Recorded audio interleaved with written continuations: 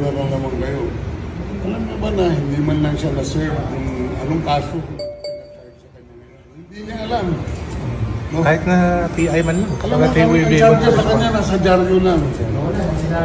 And then, hindi pa kayo na ganito ginagawa natin. Sumusunod tayo sa isang entity na hindi na tayo member. Nag-withdraw na tayo. And yet, sir, you are the Prosecutor General. Yes.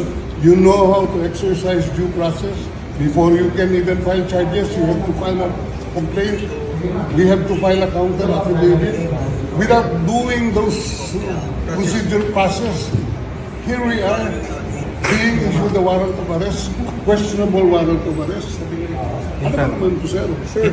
There's naman doon, blooper, puro